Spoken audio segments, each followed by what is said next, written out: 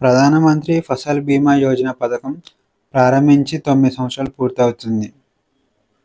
ఈ పథకాన్ని ఫిబ్రవరి 18, 2016లో పీఎం మోడీ ప్రారంభించాడు.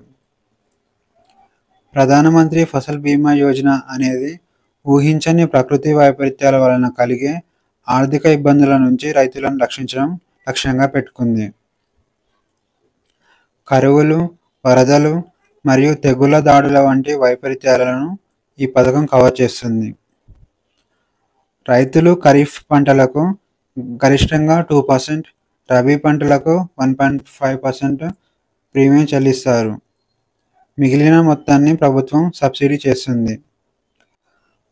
పంట కోసిన 2 నెలలలోపు రైతులకు పరిహారం అందేలా చేస్తుంది. వికారాబాద్ జిల్లాలోని కంకల్ గ్రామంలో కళ్యాణ చాళుక్యుల కాలం నాటి 3 కన్నడ శాసనాలు బయటపడ్డాయి.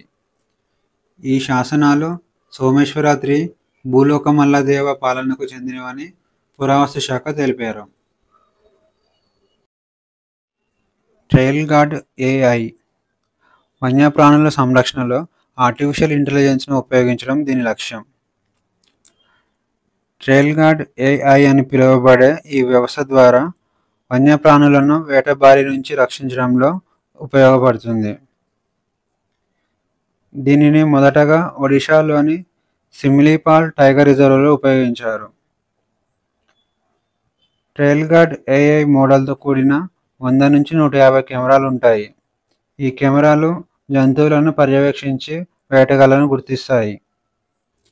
గత సంవత్సరం ట్రయల్ గార్డ్ AI ద్వారా 96 మందిని అరెస్ట్ చేయడానికి మరియు 86 తుపాకులను స్వాధీనం చేసుకోవడానికి సహాయపడింది.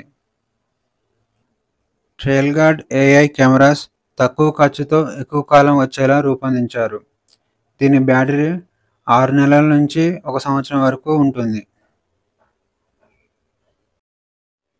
ఇండియా డీప్ ఓషన్ మిషన్ మత్స్య 6000 సబ్మెర్సిబుల్ టెస్ట్ విజయవంతమైంది. ఇది national institute of ocean technology నేతృత్వంలో పనిచేస్తూ సముద్ర అన్వేషణలో భారతదేశ సామర్థ్యాలను పెంచడం లక్ష్యంగా పెట్టుకుంది.